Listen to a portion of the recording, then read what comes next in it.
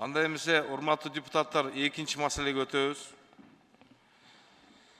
Экинчи маселе ВИЧ-СПИД, кургак учук жана безгек оорусу менен күрөшүү боюнча глобалдык фонд тарабынан Кыргыз Республикасына бөлүнгөн гранттык каражаттар жөнүндө.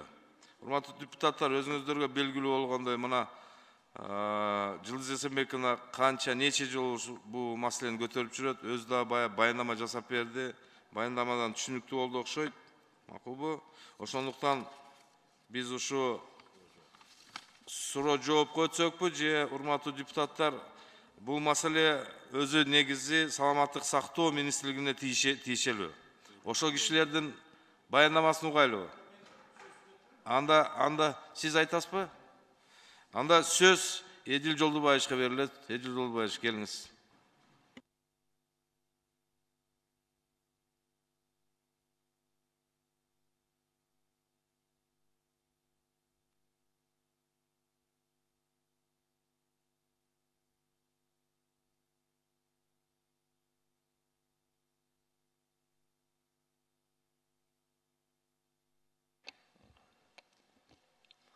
Урматтуу фракция жетекчилери, урматтуу депутаттар, бул маселе боюнча чынында эле Жылдыз Эсенбековна, урматтуу депутат Садырбаева бул маселени көтөрүп чыкты. Өзү айткандай, декабрда дайындалыптыр. Бул комитетке, мамлекет страновой комитет деп айтылат экен. Анан өзү ушундай менен, бирок ошол комитеттердин чечимдеринде биринчи июнга чейин маалымат берилсин деп жазылып калгандыктан, мен да сиздерге айтып берейин. Азырда биз чыгып бул коллегаларыбыз менен дагы мен баарлаштым, бирок анткени сөздүн ачыгы мен мисалы эч кандай кабар деле жок болчу. Бул глобалдык фонд өзү 2002 жылы түзүлүп, ВИЧ, СПИД, туберкулез жана малярияга каршы глобалдык фонд экен. Аяка жанагындай бай мамлекеттер өздөрүнүн донор каражаттарын бөлүп, анан баягы жакыр мамлекеттердин арасында бөлүштүрүп, ошол биринчи жолу биздин мамлекетибиз 2004 жылы ошол жерден каражат алышыптыр. Ошондон бери уланып келип, мына акыркы жолу 20 жылы, анан быйыл ошол жазында эмки 3 жылдык программасы каралып, ошого мына бүт ушул маселе ошол жазында болгон бир канча комитеттин, ошол бир канча жыйындардын арасынан ошондой бир талаштар болуптур. Анан, урматтуу коллегалар, бизде бул албетте коомдук координациялык кеңешти мен жетектейм. Бул жалпы саламаттык сактоо боюнча. Бирок бул коомдук координациялык кеңеш формалдуу түрдө эле болгон. Биз, например, мен бир да жыйында өткөм. Бул заявка, грант, ал жанагы страновой комитеттен кеткен. Ал страновой комитетке мен жыйындарына мүчө да эмесмин, эч кандай кол да коюп берген жокмун, кабарым да жок. Анан бул жерде биз айтышыбыз керек эми, ар кандай сөздөр айтылып атат. Урматтуу депутаттар, буну дагы мына өзүбүздүн мына бул жерде турган доктор Садырбаева, доктор Маткеримов бизден жакшы билишет. Азыркы учурда мамлекетибизде ВИЧ, СПИД бар, наркомания бар. Мурун ВИЧ, СПИДти биз башында укканда бизде жок эле. Анан Фрунзеде бир киши пайда болуптур, учетко алыныптыр дегенде бардыгыбыз ушун жүрөгүбүз түштү эле. Азыркы учурда ВИЧ инфицированных, выявленных 12 000 адам. Бул Бишкек шаарында 3 000, Чүй облусунда 3 000, Ош облусу, Ош менен биригип 3 000. Андан кийин таласыбызда да бар.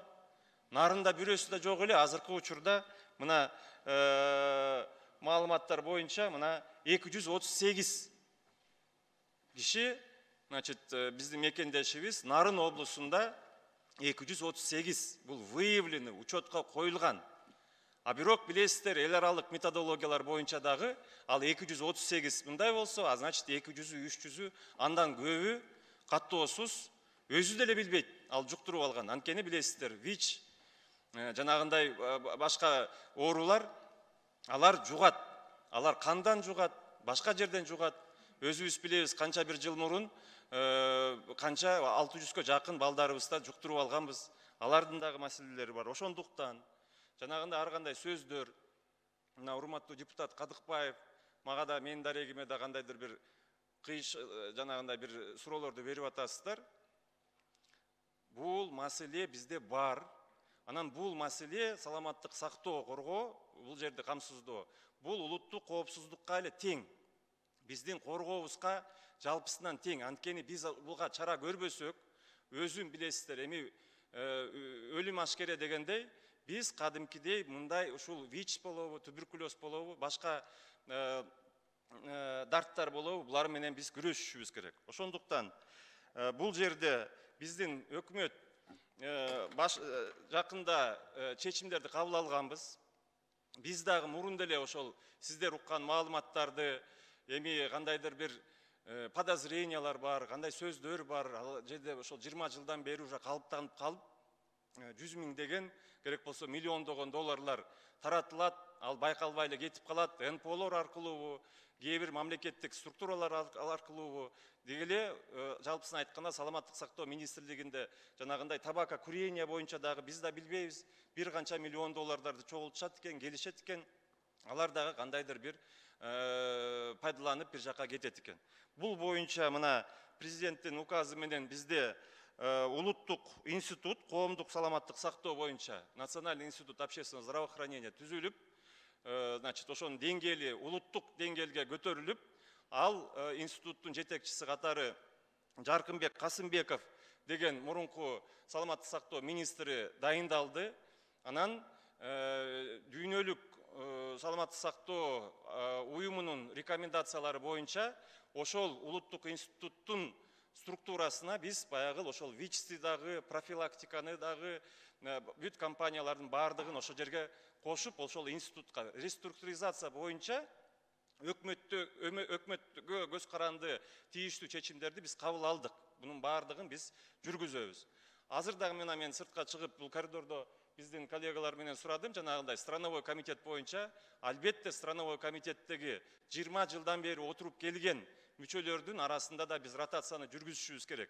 Бирок урматтуу коллегалар, бул жерде глобалдык фонддун өзүнүн уставында дагы, грантовый требованиясында дагы, ушуда страновой комитетке болгон талабы 40%дан аз эмес деген чечими талап, мага ушундай маалыматты беришти. Да. Жылдыз Эсенбековна, угулайлы маалыматты макулу баяндаманы. Мага берилген маалымат боюнча, это требование глобального фонда деп айтышты, 40%дан азыраак болбошу керек. Мен сурадым, канча бизде кандай экен деп, 23 мүчө, 23 альтернат экен. 23-тün арасынан бизде жанагы 9 деп 9 бейөкмөт уюмдардан экен деген маалымат беришти. Ал 30% деп дагы мага маалымат беришип атышат.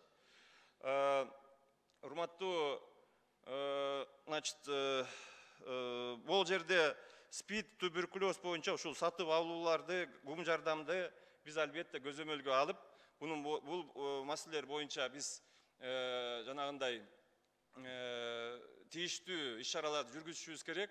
Бирок бул жерде дагы бир маселе бар экен. Урматтуу депутаттар, силер кабардар болушуңуздар керек. Жанагындай ал жөнүндө да Жылдыз Эсенбековна да айтып атат. Заявканын бир канча даталары бар экен. 30 мартка чейин, 30 майга чейин, анан 3 дагы жагы бар экен. Эми бунун бардыгын глобалдык фонддон акчасы ошол жерге келгендер да. Мен да бир маселе боюнча буквально 1 мүнөт.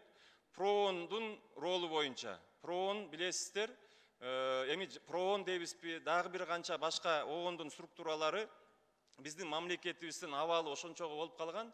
Көптөгөн эми кыргыздын сөзү коногу башкарат дегендей болуп калган. Ал ПРООН канча жылдан бери убада кылып келатат, азыр дагы убада кылып берди. Глобалдык фонд менен да келишимде биз так, значит, ошол айтылыптыр, передача жанагындай функциянын бардыгын башкарууну, бөлүштүрүүнү өзүбүздүн саламаттык сактоо министрлигине.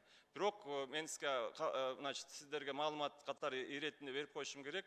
ПРООНдон дагы, глобалдык фонддон дагы бизге значит, каттар да түшүп, өздөрү да келип кетишти. Ушуну бир өзүңөргө зыян кылып албагыла, унутпагыла, ал жерде ошол каражаттан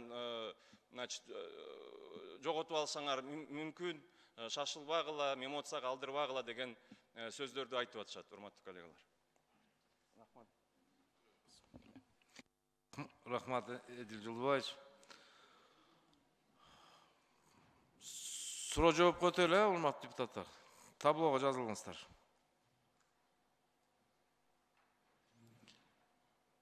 Биринчи сөз Маткеримов Айбек Тураталиевич, сизде. Рахмат Баксанович, урматтуу Эдил Жолдубаевич. Азыр сиз мындай вице-премьер өкмөттүн мүчөсү катары эмес, бир мындай болгон экен, тиги экен деп бир ортомчулук ролду аткаргандай сүйлөдүңүз да, мындай экен, тиги экен деп. Сиз анын кээ бир жерлерде мен эч кандай тиешем жок, мен билбейм деп. Бул жерде мына өкмөттүн 2022 жылдын 15 декабрындагы токтому турат, номер 678-де. Ошол жерде жазылып турат. Кыргыз Республикасы Министрлер Кабинетинде караштуу коомдук саламаттык сактоо боюнча координациялык кеңештин курамы деп төрагасы сиз болуп турасыз. Мына жерде Кыргыз Республикасы Министрлер Кабинетинин төрагасынын социалдык маселелерди тейлеген орун басары ушул кеңештин төрагасы деп жазылып турат. Токтом не иштебейби анда бизде? Координациялык кеңеш пандемия, ковидтен бери бир жолу чогула элек. Туура декабрь айында биз курамын жаңылатканбыз, бирок ал жыйын чогула элек, ал жыйында бул маселелер каралган эмес. Значит, иш жок экен да, жөн эле мына айтканды өзүңөр тастап атасыңар. Кагазды жөн токтомдор пачкалап чыгып атат, бирин дагы аткарбай атасыңар. Сиз азыр кайра бизге айтып кеттиңиз, мынаке билет докту. Биз билебиз. Биз бүт жакшы нерсени башына коебуз дагы, ичине бүт нерсени камтып коюп атабыз да, азыр ВИЧ өсүп атат. Болуп атат. А бул жердеги эң негизги маселени, мына сиз өзүңүз жакшы айтып кеттиңиз, жамандын коногу бийлейт деп, силерди коноктор бийлеп атат. Сиз өзүңүз мынаке жок, билбейбиз биз дегендин аркасынан билгендер айтып атат. А глобальный фонддун бул жеринде жакшы наркай болуп жазылып турат. Ошол өлкөнүн мамлекеттин башкаруучу ролдо отургандардын ишини признавать этет деп мына жерде өздөрүнүн сөзүндө жазып турат. А сиз биз аларга эчтеке кыла албайбыз деп отурасыз. Сиз ушул курамдын башчысы болуп туруп, сиз ушундай биздеги мамлекеттеги болуп аткан саясатты жүргүзө турган адам болуп, мен билбейм деп турсаңыз, анда мүчөлөрү жөн эле кол көтөрө берет да. Бул жерде жазылып турат, укрепление систем сообществ деген эмне? Несиз? Укрепление систем сообществ деген пункту бар экен да, булардын ошо акчаны бөлгөндө. Эмне деген бул? Урматтуу Айбек Тураталиевич, жанагы бүт көйгөйлөр ушул мамлекетибизди ким башкарып калган, кандай көйгөйгө, кандай туңгуюк жолго түшүп калганын биздер эле айтып келип, мына азыр президентибиздин жетекчилигинде кайра мамлекет калыбына келтирилип атат. Бирок ошол мамлекет келтирилип аткан реформалардын алкагында билесиздер, сиздер жакшы билесиздер, бүт толук жоопкерчилик министрликтерге жүктөлгөн. Буну министрликтер. Ал жерде сиз азыр кеңеш менен комитетти аралаштырып албаңыз. Ал кеңеш бар, кеңеш түзүлгөн, бирок канча жылдан бери ал иштей элек. А жанагы комитетке эч кандай менин тиешем жок. Бул жерде министрлик бар, министрликтер азыр сизге жооп беришет, жанагы сиздин сурооңузга. Эдил Жолдубаевич, мен аралаштырганым жок. Сиз кеңеш деген ошол комитеттин үстүнөн турат. Сиз деген ошол жалпы биздин өлкөнүн саламаттыгын сактаган системанын башчысы болгондон кийин комитетти сиз башкарган укугуңуз бар. Туура, аны биз башкарат, бирок жанагы сиз айтып аткан бул заявка менин колум менен кетиптир, же менин катышым бар деген бул жалган. А сиз мынаке анда сизге түз суроо. Сиз ушул кеткен заявкага каршысызбы, макулсузбу? Ушундай болуп кетсинби же сиздин? Мен бул заявканы мына азыр келип, мына мен азыр ушул жерден көрүп атам. Мына мага азыр өкмөт башчы мага азыр берип атат. Баксыжан жанда биз эмне жыйын кылып атабыз анда? Ушуну бир иретине салайлы деп жыйын кылып атабыз бизчи. Эдил Жолдубаевич билбесе 29 миллион доллар 3 жылда бир келсе, ошонун бир жыйынтыгына чыгарып коелу дедик да. Ошон үчүн жок, эми ушул туурабы келип алып туруп азыр мага эми берилип атат деп сиз. Мына эми айтабыз өкмөт башчысына, президентке айтабыз. Өкмөт башчыга азыр мен башында айттым го, кутты ушул вопросту көтөрүп айтсам, нет, андай эмес деген жообун уктуңуздар. А мына азыркы жоопту угуп атасыздар. Бул жерде мынакей жазылып турат. Жанагы күйүп пушуп айтып атпайбы биздин коллегабыз Жылдыз Эсенбековна. Каяктагы ВИЧ тура, аныңа биз эч ким каршы болгон жок. Ошонун ичине, каучканын ичине кошуп алган нерселерине каршы болуп атабыз да. Канчалаган миллионду барып туруп эркек менен эркектин жанагы партнерлорунан бери биз карап ошолорго жардам беришибиз керек деп атабыз. Эмне биз көбөйткөн атабыз банда биз жат көрүнүштөрдү Кыргызстанда. Айбек Тураталович, туура айтасыз. Но бардык өзүбүздүн бүгүнкү болуп аткан ушул тармакта иштин бардыгын чечимге жазып туруп, өкмөт башчысына жөнөтөбүз. Өзү чара көрсүн. Мына тиешелүү министрликтер жооп бергилечи, айттыбы, бул кагаз ушундай кете бергени туурабы?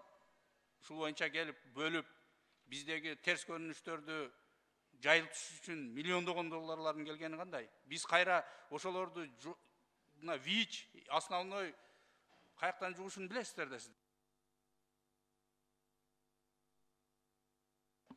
Кошуп койгула, оюн бүтүрүп алсын. Саламатсыздарбы, Айбек Тураталович. Бул заявка, бул келерки 3 жылга берилчү заявканын негизги маалыматы. Бунун ичинде жана пункттар, модульдар боюнча бөлүнгөн бүт бары. Анан бул заявкага берилген суммалар бул жанакындай уюмдарды колдоо иретинде эмес, ошолордун ортосунда жанакындай инфекция эмелер тарабаш үчүн профилактика жүргүзгөнгө каралган каражаттар. Siz turup durungçu, Жолдош зам министр, кечирип коесуз. Жаныңызда зам министр отурат. Бул киши компетентный киши, да, могул маселеде. Сиз жооп бербеңиз тиги. Бул жерде председатель комиссии отурат, комитета. Бул зам министр статусу, тиги киши да зам министр, ошон сиз албаңыз ал жоопту. Жоопту бул киши берсин, булайым. Председатель комитета. Бүт заявканы даярдагандары да ушулар, бергенде да ушулар. Саламатсыздарбы, урматтуу депутаттар. Туура айтасыз, ооба, бул СККнын утвержденияси менен кетет. СККнын жумушу бүттүгү ошол голосование менен, добуш берүү менен өтөт да. Анан бул жерде проблемалар көтөрүп аткан бир жагынан туура, анткени госоргандардын көбү барбайт. Равный количество болгон күндө дагы госоргандардын көбү баягы совещаниядан бошобой барбай калат. Анан добуш берген учурда чын деле Энпоштор алар заинтересованы, алар бүттүгү толук барат дагы, иногда ошол моменттер өтүп кетиши мүмкүн. Анткени добуш берүү менен гана чечилет. Бул жерде эч кандай же председательдин эки голос эмес, председатель ал жакта только ошо ведение вот этого совета. То есть жана НПО эмес, международный организациялар экиден тутушпаш үчүн просто ошо порядок болуш үчүн алып барат. Калган суроонун бардыгы добуш берүү менен чечилет. Сиздердегидей эле системада. Анан бул жерде сиз заявка жазганга да заявка жазганга председатель катышпайт, заявка жазганга ар бир эмеден бирден киши катышат. Ошо туберкулезный службадан, НПОдон, СПИДтен, международный организациянын баары кошулат дагы, ал жака эч ким аралашпайт. СККга алып келгенде дайын болгондо тияка страновой заявка кетет дегенде гана алып келинет. Ал жерден ар бир пункт момундай коюлганда ар бирөөнө добуш берүү менен гана чечилип кетет да. Ошон үчүн силердин жана көтөрүп аткан көйгөй маселе туура деп биз деле силерге макул болуп атпайлыбы? Составын өзгөртөлү. Жок кыл десеңиздер, жок кылып салалы бул СККны депчи. Бирок биздин деген бул жерден айла жок кылган ишибиз бизге деле жакпайт. Ошол жактан МП менен урушуп отурган. Бирок жана глобальный фонддун талабы болуп атат да, ошондой комитет болсун. Ал жака жана 40%-тан кем эмес НПОлор кирсин, жанагы СПИД менен ооругандар. Биз кече эле дагы бир жолу алып, английский варианттын глобальный фонддон алып кече которуп, баарыбыз дагы чогуу отурдук. Анан сиздер айткан жана решение боюнча жанагы КСОСко алып чыгабыз да, жана СККнын составынчы. Ошол жака азыр КСОстон деген аяка бүт министерствого катышат. Ошолордун чечими менен кабыл алганга биз азыр Минздрав дайындап атат да. Ошо 40%-тын ичине мурдагыдай эмес, 40% деген биз 30% эди жолу айтып кетпеди. НПО 30%. Калгандар жанагы СПИД менен ооругандар, туберкулез менен ооругандар, түрмөдө отуруп чыккандар, ошолор деген катышсын деген требования бар да глобальный фонддун. Ошолордун баарын кошуп жана 40%-тын ичине кошуп координационный советке алып чыгалыкпы деп ошондой азыр положение дайындап атабыз. Анан КСОстон өтөбү өтпөйбү ал башка маселе. Анткени бул биздин СККнын составын ошол координационный совет общественного здравоохранения бар, ошол жактан алыш керек да утверждение. Кыскараак жооп берсеңиз, Асан мырза, Эдил Жолдубаевич, азыр уктуңуз да жообун да? Уктуңузбу? Не деген бизде бир мамлекетте мындай башкаруучу орган бир муштумга ала турган барбы? Урматтуу Айбек Туратович, сиз министр болуп барыңыз, давайте чечиңиз ошол жер маселени. Мен сизге министр болуп барамбы, барбаймбы, аны сизден сурабайм. Сиз чечпейсиз мен каяка кантип барышымды. Мен сизден берген жообуна жараша сурап атам. Мына барбаса совет гос органда иштегендер мына барбайт деди. Алар барбай калып эмполор көптүгүнөн алар утуп кетет деп атат. Эмне себептен барбайт? Сиз координировать этип атасыз, сиз ошону отурасыз ошол жерде. Мен комитетте отурбайм, мен дагы бир жолу сизге айтып атам. Ал комитеттер, мына мен азыр бул жерде эртең менен кичине сизден сөз уктум баса, тил уктум. Мен сизге айтып коеюн, эртең менен мен 2 семинарды ачып келдим. 40 акимдер чогулган жерге барып, 15 мүнөт Акылбек Сүмекчидің атын айттым. Анан дагы бир жерге барып, дагы бир семинарды атып, анан бирок постоянно силер угуп атканыңарды онлайн угуп аттым. Ошондо келдим. Бирок мындай жыйындар көп болуп атат. Мына азыр 2 жыйыныбыз өтпөй калды. Жакта кишилер күтүп атышат. Бирок мына урматтуу депутатыбыз деле 1-2 жолу барыптыр, андан кийин өзүнүн жардамчысы барыптыр. Ошондой эле көйгөйлөр болуп атат да, комитетке катышпай калган. Жолдобаевич, бул жерде менин айтайын дегеним, шуну координация кыла турган сизсиз. Ошолор жыйын өтө турган күндө биздин мамлекеттин келечеги, мамлекеттин бир бул мына өзүңүз баса белгилеп кеттиңиз жана. Бул маселе биздин коопсуздук маселебиз деп. Эмнеге ошол биз кооз сүйлөп атабыз да, ошону аткарбай атабыз да. Эгер биздин ошондой маселе катары каралып атса, эмне себептен ошол бир күнгө заседание добуш бере турган күнү барбайт анда министрлер тиешелүү? Значит, мына жерде айтылып аткан, биздин Жылдыз Эсенбек айтып аткан, ар биринин долясы бар. Ошол 4,5 миллион кетет дегенде алып барып туруп кичинеден берип коет, отуразыңар ошону менен. Ошону менен биздин саламаттыкты, биздин улуттун келечегини башка жака буруп атасыңар. Талкалап атасыз. Азыр сиз мен билбейм, мен минтпейм, тигиндей мындай. Азыр сиз ошол эртең менен котордум деген маалыматты эмне бизге таратпадыңыздар анда?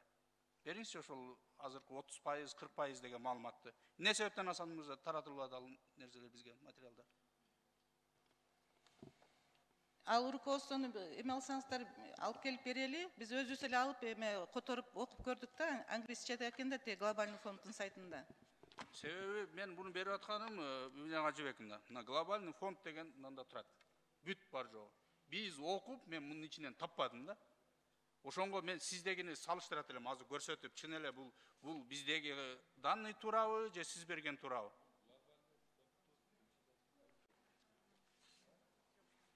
Урматтуу депутаттар, кечирип коесуздар, мындай да. Эң жалпы маселе, булар жооп берип атыптыр, бизди башка жакка заявкага алып кетип калып атпайбы? Эң башкы маселе 11-жылга чейин программаны башкаруу бул мамлекеттин карамагында болгон. Ошол эле Минздравда болгон. 11-жылы бир балекет алып, же мен баягында айткам, жетекчилер кылдыбы, же булар кылдыбы эптеп, баягы программаны аткарбаш үчүн 2-3 кемчилигин көрсөтүп туруп, 11-жылы проонго өтүп кетип атат. Азыр бул программаны администрирует проон. Ошон үчүн проон бүгүнкү күндө ушул 29 миллион акчаны 4,5 миллион долларын алып отурат. Ал 4,5 миллион биздин Минздравга кала турган акча. Бул Эдил Жолдубаевич туура, мен маалыматым жок дегенге кошулам. Бул координациялык кеңештин төрагасы. Ошол проон менен түзүлгөн комитеттин төрайымы мына биздин зам министр Айым. Мен баягында суруштагам, эже өзүңүз барыңыз президентке кирип туруп, ушул программадан кетиңиз, жок кылыңыз бул комитетти. Булар азыр тиги заявкасын айтты. Заявканы жазгандар да булар. Буга Эдил Жолдубаевичтин тиешеси жок. Заявка бул аркылуу өтпөйт. Бирок көзөмөлүн алдырып койду. Координациялык кеңеште отуруш керек эле. Айтып атпайбы эч ким жок деп. Ушул эле түшүндүрмө. Булар азыр заявкага кирип кетип туруп, биз ушундай заявка тигилерин талабын кылабыз деп туруп, азыр алдайт бизди. Андай эмес, заявканы булар берет. Азыр булар тиги грантта еттер деди го, гранта получательдер деп Жылдыз Эсенбеков айткандар, бүт ошол ушул программанын ичинде комитетте отурушат. Көпчүлүк болуп. Каалаганы жазып келет экен, бизге тиг алып бер, бул алып бер деп туруп. Бу эжекебиз айтып атпайбы, мен чечпейм деп. Туура чечпейт. Бирок добуш берет, жыйын өткөрөт. Кечирип койгула, мен кичине ачууланып кеттим. Мен акыркы суроомда Элизар Акыч туура айтып кетти. Эдил Жолдубаевич, кайра ошол мурдагыдай кылып 2011-ге чейин кылып өкмөт көзөмөлүнө алайын деген планыңыздар барбы? Албетте. Айбек Тураталиевич, биз башынан эле ушул өкмөт министрлер кабинети курамы түзүлгөндөн кийин эле биздин жетекчилик тарабынан тапшырма берилген. Билесиздер, биз мурун баягыдай кайыр сураган өкмөт же мамлекет эмеспиз. Биздин өзүбүздүн улуттук намысыбыз да бар, байлыгыбыз да бар, өзүбүзгө таянабыз. Ошондой саясатты токтотолу деген тапшырма коюлган. Ошонун үстүнө иштеп атабыз. Анан жанагы проондорго да биз бардыгын айтылган. Мындан ары биз бардыгын саламаттык сактоо министрлигине ушул программа калгандары улуттук жетекчиликке, өкмөтүбүзгө, министрликтерге берилиши керек, жүктөлүшү керек дегенде. Рахмат. Кошумчалап кетсем болобу? Рахмат. Айбек Тураталиевич, уруксат берсеңиздер, кошумчалап кетсем. Айтыңыз. Ошол жанагы Минздрав өзүн алат деген биз былтыртан бери ошонун үстүнө аракет кылып атабыз. 17-жылы акыркы жолу ошол глобальный фонд келип оценка жасайт экен да. Биз качан былтыр жанагы портфолио деп коет, ошо глобальный фонддун представители келгенде биз айтканбыз, Минздрав өзүбүзгө алайык деп атабыз. Биз дайынданып атабыз десек айтты. Качан дайын болсоңор бизге жөнөткүлө катты. Биз келебиз, бир 3 айдай оценка жасашат экен. Ошону биз азыр ошонун үстүндө иштеп атабыз. Анткени бул Минздравдын эле өзүнүн колунан келбейт. Анткени бул жерде мынакей 17 жылкы алардын официальный каты турат. Эмне жасаш керек? Минздрав өзүнө алыш үчүн. Биринчиден бул жана бюджеттик циклды карап чыгышыбыз керек экен. Бул күндө бул вопрос чечилди. Экинчиден жана НДС алып салыш керек экен, алардан алган. Ал дагы вопрос чечилди. Бир 5 талап таштап кеткен экен да. Үчүнчүсү эл аралык агенттиктер аркылуу сатып алуулар.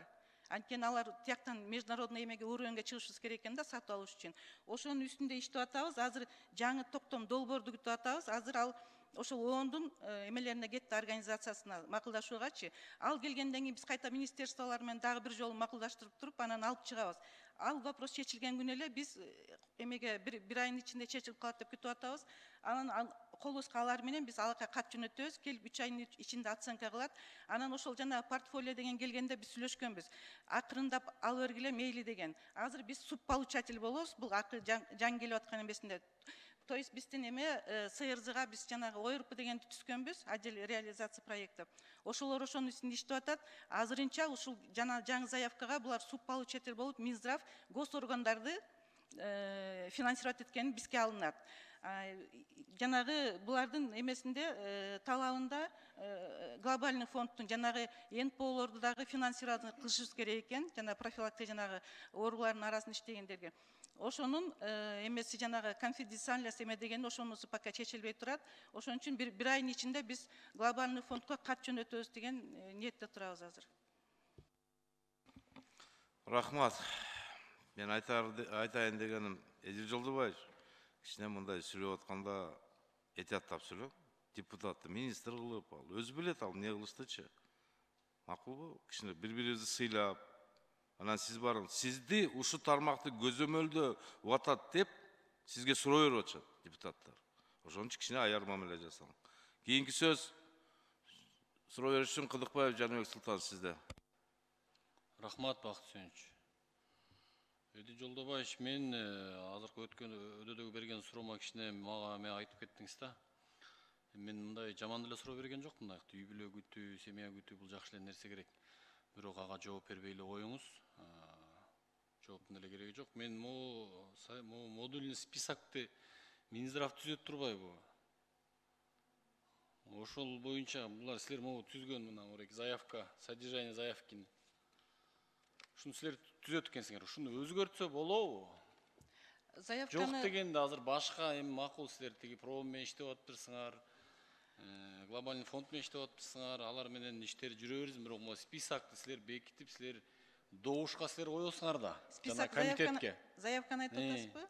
Ооба, аны деген өзү ичинде ошол жана СКК деп коет, страновой координационный комитет, анын ичинде 2 сектор бар. Сектор заявки, сектор надзора деген. Ошол секторга ким кирсе, ошолор жазат дагы, дайын болгондо гана алып чыгат. Жок, ал секторга кимдер кирет аяка?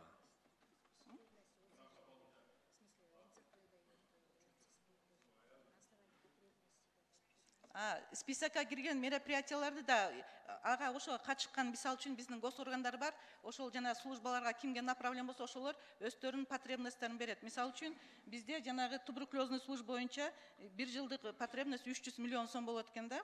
Анан ошол 3 жылга 900 миллионго момундай бизге лекарство, реактив керек деп ар бир служба өзүнүн берет. Анан ошол сектор заявка карап туруп, анан кийин бардыгын суммалары чыгып дайын болгондо гана СКК алып чыгат да. Ушул списоктун бардыгын силер бекитесиңерби? Өзүңөр түзөсүңөр ушу списоктарды? Жок, жана сектор заявка деген бар деп атпайбы? Баягы бүттүгү кирет. Бир эле Минздрав кирбейт, Минздрав кирет, башка министерстволор кирет. СККнын составында бир эле Минздрав эмес, Минздравда аз эле киши, калгандар башка министерстволор кирет. Жанагы Министерство образования, Министерство ГСН кирет. Кимдерге направлен болсо, ошолордун бардыгы кирет аяка. Эдил Жолдобаевич, мен сизге бир сунуш айтат элем, ушуну бир көзөмөлгө алып, ушу Минздравга жана глобальный фонддун бөлүштүрүү жагын бардыгын Минздравга эле алсаңыздар. Анан бул заявкаларды өзгөртүүгө ушуга сиздин өзүңүздүн көз карашыңыз кандай? Мамлекетке алуу, ушуну Минздрав башкарса, жана координационный советти дагы ошол жерге дагы киргизген жанагы мүчөлөрдү дагы алмаштыруу боюнча ушул саясатты жүргүзөсүзбү? Сиздин оюңуз кандай? Урматтуу депутаттар, мен жана туура эмес бир сөз айтсам кечирип коюңуздар. Бирок айткан сөзүм ошол көйгөйлөр жалпы улуттук проблемабыз. Сиздер жогорку кеңештен, биз өкмөт үйүнөн ушундай азыркы абалыбыз менен жалпы канча жылдан бери келаткан абалыбыз ушундай болуп атат. Бул бир заматта оңдолбойт экенбиз, бирок буюрса сиздердин көзөмөлүңүздө биз ушуну значит бир канча убакытта чечебиз деген ойдобуз. Кечирип коюңуздар. Албетте бул заявка мен дагы бир жолу кайталайм, тапшырылыптыр март айында. Анан сиздер да билсеңиздер керек, канча эртерээк тапшырылса, ошончо көбүрөөк шанс, ошончо көбүрөөк акча, каражат Кыргызстанга бөлүнөт деп, мына канча жылдан бери ошондой эле былтыркы баягы 3 жыл мурун 30 миллион доллар, 26 миллион долларга тапшырылыптыр. 13 миллиону туберкулезго, 13 миллиону ВИЧ-СПИДке. Анан ошону мартта жөнөтүшүптүр. Биз азыр да сыртта туруп баарлаштык. Кандай кылсак? Биз азыр толугу менен чалкабыздан кетип, жоюп салабыз, баш тартабыз, башкача кылабыз деп айтсак, жанагы мен сиздерге айткандай ПРООНдун глобалдык фонддон бизге кайрылып, буларга да чыгып, мындай кандайдыр бир кыйкым, анда эми акча азыраак бөлүнүп калышы мүмкүн. Өзүңөр билгиле, эми албетте мамлекет өзүңөр чечим силердики деп атат. Дагы бир вариант, урматтуу депутаттар, ошол акчаны биз анан келгенден кийин дагы кайра бөлүштүргөнгө мүмкүнчүлүк бар деп дагы бизде бир канча коллегаларыбыз айтып атат. Ошону биз чечишибиз керек. Бирок кандай болгон күндө дагы бул жерде бардыгыбыз эми түшүнүп турабыз, жоопкерчилик менен карашыбыз керек. Жанагындай наркомания, ВИЧ, СПИД арабызда бар. Ошолорду биз чечишибиз керек. Чечишибиз керек. Баш тартсак деле болот, бирок азыркы абалыбызда мындай акча грант түрүндө келип аткандан кийин биздин саламаттык сактоо министрлигине бул акча керек деген ойдомун. Толуктап кетсем болобу? Биз ошол Эдил Жолдобаевич айткандай, биз көп эме алдык да, кайта чакырсакпы, анткени жана сиз айткан 2-3 окно дегендер бар экен да, чакырып туруп кайта кылсакпы деп. Анан кийин баарыбыз мурда мен го жакындан бери аякта СККда бир жарым жылдан кичине ашты. Мурдатан бери канча 20 жылдан бери алып жүргөн опыттарды баарын карап көрүп туруп, мындай чечимге келдик да, где-то сентябрь, октябрда уже Кыргызстанга акча чечилип, одобрение болуп түшүп калса, ошондо ичинен алмаштыра берсек, жана бардыгын өзүбүздүн жана кандай каалап атсак ошондой болуп өзгөртсөк, ошондо болот. Ага чейин өзгөртүп жиберсек, глобальный фонд отказ берип коюшу мүмкүн экен да. Түшүнүктүү. Бул жакта жанагы бул списагыңарда жазылып турбайбы мындай эми айткандан да тил барбайт экен, буякта эркек менен катнашканга ошол жерге расходу акчанын бөлүнгөн акча көп экен да, аларгачы. Алардын арасында дагы ошондой ВИЧ-СПИД оорулары жанагындай аныкталып чыктыбы? Эмне үчүн буларга мынчалык көп акча деген ойдомун да. эми алгандай биздин Минздравдын учетунда эмес, бирок жана международный организация эмелерде учеттору бар экен. Ошол сиз эмес, менин да тилим барбайт. Ошого 16.900 Кыргызстан эмесинде территориясында 16.900 киши бар деген ошондой данные бар да. Ошолорго акча бөлүп берип атасыңарбы? 16.900 деп ошолордун учетунда ошондой бар.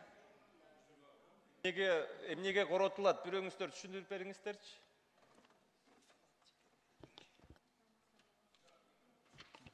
Урматтуу депутаттар, бизде Жолдубаевич айткандай, бул аярлуу топтор Кыргызстанда бар.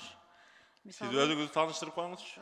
Бул Өзүңүздү тааныштырып. кечирип коюңуздар, Республикалык СПИД борборунун директору Чокмору Үмүткан Жусуповна.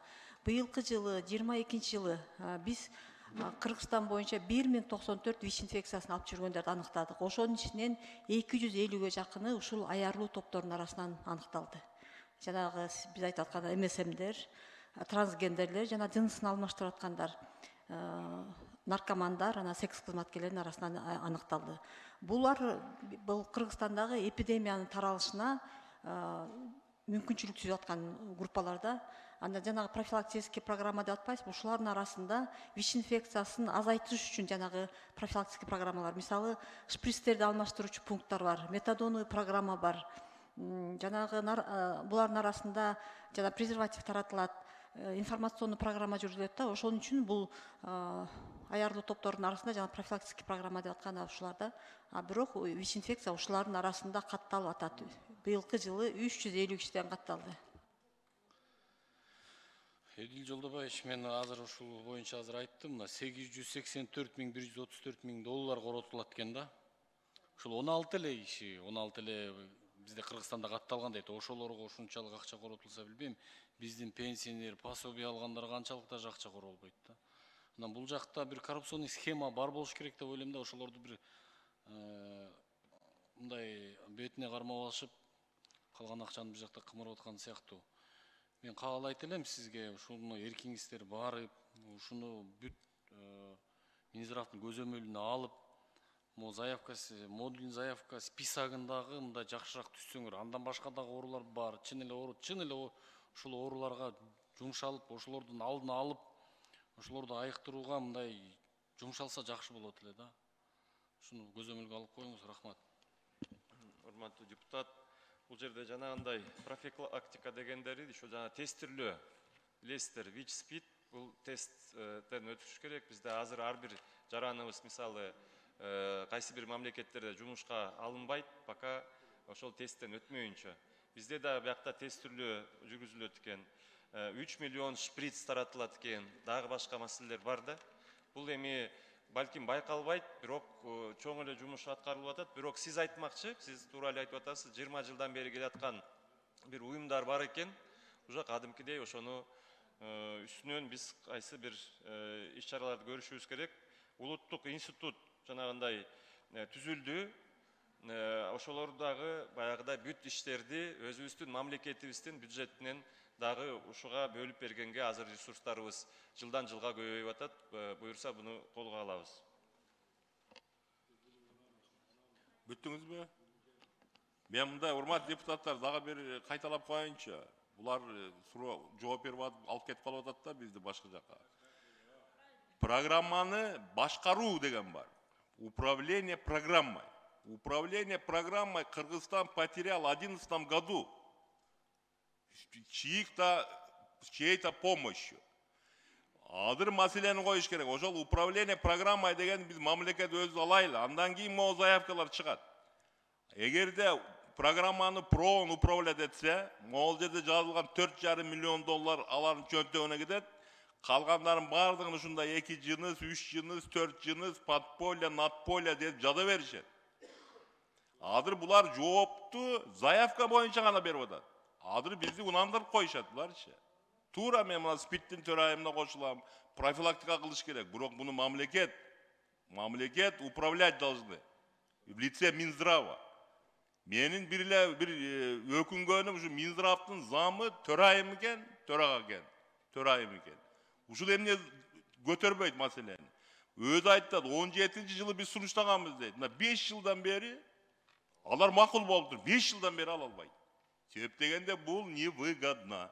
Кечирип койгула мен. Кедектен сөздү берип коеюн. Абдалиев Мекимбек Акимович депутатыбызга. Рахмат, Эльмазар Акимович. Мага мол заявканы замминистр сиз, мен бул жактамын. Сиз даярдагансыз да,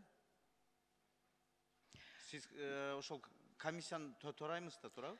Төрайымдын функциясы аны дайындаганга эмес, төрайымдын функциясы ошол заседаниялар алып барганга, жана НПО барды башын кошулуп, ошол заседания алып барганга. А заявканы эки сектор бар ичинде, утвержденный ошо СКК ичинде, сектор заявка и сектор надзора деген. Ошол сектор заявкага бүт министерстволор, НПОлор, международный баары кошулат. Ошолор отуруп 2 ай, 3 ай ичинде иштеп чыгып, анан кийин гана голосованияга алып чыгат. Ал жерде менин деле бир голосум бар, башкаларда эле. Могул жерде бүт эле Минздравга тиешелүү да, Айыл чарба министрлигине эмне тиешелүү? СПИД тиешелүү Айыл чарба министрлигине. Айыл чарба деп айткан жок, ошол жанагы министрликтер дагы, ГСИндер бар, образование образование бар да, молодежьтордун арасында иштер бар. Минсоцтруда бар, канча министерство, көп эле министерство. Анда могул жерде заявкага конкреттүү жазбайт белеңерби? Могу министрликке монча, могу министрликке мондайга багытка деп. Ал жакта эми больнойлордун эмесинен саналат, министерствого кетпейт, просто алар аралашат да, биздин министрликтер бар экен, министрликтердин бир өкүлдөрү бар экен да. Ушу биргеликте ушул заявканы түзүп атышабы? Одобрение берип атышат, туурабы? Анда мо 4-чү пунктка мага конкреттүү түшүндүрүп бериңизчи. Пакет профилактических мер для мужчин, практикующих секс с мужчинами дейт. Буларды эмне кылат? Именно $884,134 дейт. Бу деген 78 миллион сом. Не, ошондой адамдар эми тилим барбай атат могул жердечи. Ошондой адамдарды эмне кылат? 78 миллион сом менен эмне кылат? Кайра күчөтүрбөйбү?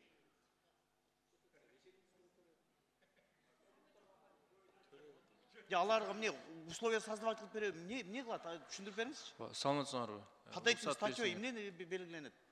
Рухсат берсеңер жооп берип койсом, мен Республикалык СПИД борборунун директорунун орун басары Бекболотов Айбек. Мен да ошол страна мамлекеттик координациялык комитеттин альтернанты болом. Бул программаларда глобалдык фонд ошо акча берердин астында өзүнүн талаптары менен жөнөтөт. Ошо айрылуу топтордун арасында сөзсүз түрдө 50%га чейин ошол каражаттарды колдонгула депчи. Ошолордун арасында ошол МСМ деген эркек менен эркектин ортосунда жыныстык катнашта болгон адамдардын арасында профилактикалык жумуштарды жүргүзүлө дейт. Ал ошо минималдык пакет деген ал ошо тестирлөө жүргүзүү жана презерватив таркатуу, ошолордун арасында маалымат берүү. Бул деген канча ошондой кап болбогула акмак адамдардан канча бар бизде? Бизде болжолдуу саналуу менен 16.900 адам Кыргызстанда бар деп эсептелет. 16.900 адам барбы катталган? Именно ошондойлор жанагындай. Ошондой, анын ошол НПОлор аркылуу жылына 14.000 адамды ошондой камтып, ошондой презервативтерди таркатып, маалымат иштерин жүргүзүп, тестирлөө иштерин жүргүзгөнү бул ПРООндун отчету боюнча 14.000 адам да. Биз силер караңыздар, мен түшүнбөй калдым да.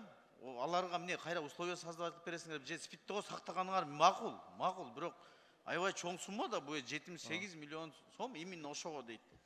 Кошумчалап койсом болот, мисалы үчүн жылда 1000 адам табылса, анын 100гө жакыны ошол МСМ группанын арасындагы ошол катнашта болгон адамдардын арасында бир 100гө жакын ВИЧ илдети менен табылат. Бизде Кыргызстанда 16.900 адамдын ичинен багы изилдөөлөр боюнча 10%дан ашыгы ошо ВИЧ илдетин алып жүрөт.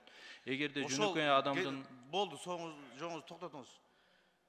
Ошо 16.000 дедиңиз, списоги барбы силерде? Жок, бизде ал бир ойдон табылган эмеспи? Каяктан алдыңар ошо 16.000? Бу Кыргызстанда не может быть канчалык? Бир асмандан эле алып туруп эптеп акча алып албай атасыңарбы? Жок, бизде деген ар бир 3 жылда ошо изилдөөлөр жүргүзүлүп турат. Ошо изилдөөлөрдүн жүргүзгөндө бир 1000дей ошол МСМдер катышат ошонун арасында. Алардын арасында ВИЧ илдетинин таралышы 10%ды түзөт да. Ошон үчүн бүт международ эл аралык уюмдар, бүткүл дүйнөлүк саламат сактоо уюму ошолордун арасында ошол профилактикалык жумуштарды, презервативтерди таркатып, алардын ВИЧти жуктуруу коркунучу, мисалы үчүн жөнөкөй адам менен эркектин арасында караганда 24 эсе жогору деп саналат. Аларда тезирээк жугат. Кудай сактасын го, болду. Жооңузга рахмат. Кудай сактасын, аларга бербей эле койгулачы. Аларга жукмактан жуксун. Ошонун ары жок болуп кетсин. Эдил Жолдобаев, сиздин тармагыңызда сиз көзөмөлдөңүз келиңиз, өзүңүз ушуну бир алып жокко чыгарыш керек бунучу. Бул туура эмес. Өтө чоң көп суроолор бар. Эми тилим барбай айтат, эмегечи, сөздөргөчү. Кудай гана сактасын да. Келиңиздер, биз фракция бир жакшы бир чечим чыгарайлы бүгүнкү эмени угуп. Мындай кылса болбойт. Рахмат. Рахмат, Бекимбек Акимович. Урматтуу депутаттар, уруксат берсеңиздер, Жылдыз Эсенбековна ушу маселе боюнча көп нерсени билет да. Азыр ушу кишиге сөз берсек, ушу киши суроолорун берсе, көп нерсе силер үчүн да маалымат болот да. Анан кайсы сурооңуздар болсо, өзүңүздөр анан бере бересиздер. Азыр жылдырып туруп, Жылдыз Эсенбековна каршы болбосоңор сөз берип койсом кандай дейсиздер? Же кете берели тизменен. Мейли. Мейли. Матраимов Искендер Исмаил, сөз сизде. Рахмат.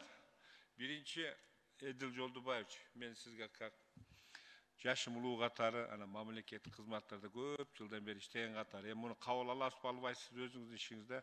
Сиз бүгүнкү күндө Кыргызстандагы эң баягы белгилүү саясатчы да, сиздин биринчи долдуңуз саясатчы да. Экинчиси ана мамлекеттик кызматкер. Сиз биринчи кызматты дагы алып жүрөсүз да, ошодон кетсеңиз, өзүңүзгө сөз алып атасыз. Жок, мен айтып атканым уксаңыз, Эдил Байча, мен жумуштан кеттиң деген жерим жок. Биринчи, сиз эртең менен турганда, мен мамлекеттик кызматкермин деп чейинчи, көп жерден өзүңүз сөз алып атасыз да. Жөн эле жерденчи, мына бүгүн азыр министр болуп иштеди, бул катуу дедиңиз, башка жерлерде болуп атат. Мен сизге жок, мен Эдил Жолдобаевич, эми мен сизге ушу суранарым. Маны өзүңүз билесиз. Кандай кыласыз, эмне кыласыз, мен сизге окутуп үйрөтө албайм. Экинчиден, Бүбүжан Камчыбековна, мен бул жерде сиз мусулмансыз да? Я. Анан кыргызсыз да? Эки нерсени өзгөртө албайт да адам баласы. Куранды өзгөртө албайт. Экинчиси, кыргыздын үрп адатын, каада салтын эч качан эч ким өзгөртө албайт. Конституцияны өзгөртсөк болот, закондорду өзгөртсөк болот, кодекстерди өзгөртсөк болот, бүтүн инструкция, положение баарын өзгөртсөк болот, бирок үрп адатты өзгөртүш кыйын да.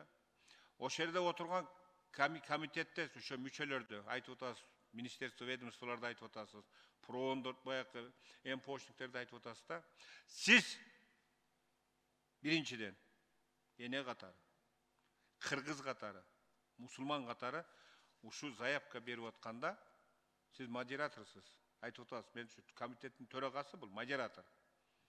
Ушуну түшүндүрүп, же болбосо башка жолу менен алыш керек да. Силер муну жазбасаңар, силерге акча бербейбиз деп силерге условия коет.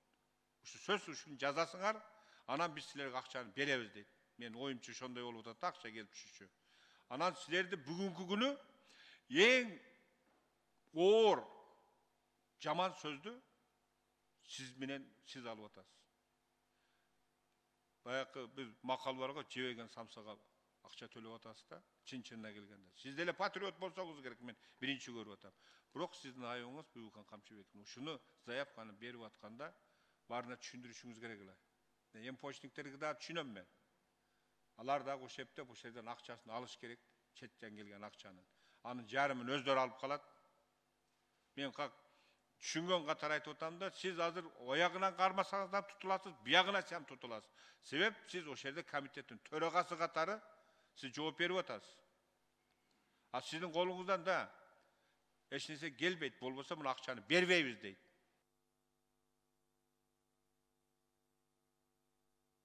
Кошуп койгула, оюн бүтүрүп алсын. Искендер Исмаилович, туура айтасыз, мен жүрөгүмдө патриотмун. Анан сиздер айтып аткан баарына туура кошулам. Мага деле жакпайт ошол турганча айла жоктон жана кыргызча айтып коктоп, моюнун байланып иттей болуп, биздин больнойлорубуз дарыс калбасын деп эле мен канча жолу айттым, мен отказ берип эле кетейин деп. Мага да жакпайт ошол жакта отуруп талашып тартыш МПОлор менен тиги мынакей качкан кишилер билет кандай талаш тартыш болот. Кыйкырык өкүрүк болот. Биздин эмеге жакпайт ал. Сиз айткандай жана башка жагынан дагы алдагы сөздөрдү айтып ошол жерде обсуждениени өзү эле адамга кандай эме алып келет да жүрөгүнөчү. Анан бирок жанагы сиз айтып аткан мисалы үчүн ошолор жазып атканда обсуждение болот. Анан айла жок, мынакей глобальный фондтун бизге акча беребиз дегенде момундай требованиясы келет. Ичинде кээ бир нерселер жазылат. Жана сиз айтып аткан эмнеге аларга көп акча деп атпайсызбы? Бул жерде бир пунктунда требование к направленности заявки деген. 50% ошол ключевой уязвимый группа населения кетсин деген жерлер бар да. Ошондуктан айтып атпайм, биягында карайсың. Буларга эрегишип минтейин десең, биздин больнойлор дарысы жок калат. Ошон үчүн чынында мен деле туура силердин баарыбыздардын эле негизги каалаганыбыз баары эле бирдей болуп атат. Айла жоктон ошо акчаны алыш үчүн ушундай шагга барып атабыз да. Түшүндүм, менде суроо жок башка. Рахмат. Кезектеги сөз Садырбаев Жылдыз Эсенбековна, сизде. Рахмат. Эдиль Жолдубаевич, вы должны признать, что вот эта заявка, которая вызывает такое возмущение, она ушла с нарушением положения о комитете. Это 100%. То есть КСОС должен был одобрить эту заявку. Она ушла без одобрения. Это уже нарушение. Это нужно отозвать эту заявку. Она ушла с нарушением. Вы согласитесь с этим? Жылдыз Эсенбековна, вот здесь еще раз хотим сказать, потому что очень много уже здесь в прессу выходит, что здесь заявку якобы я утверждал. Вы должны были ее утвердить. Да. Обязательно. Вот без вашего утверждения эта заявка не должна была уходить.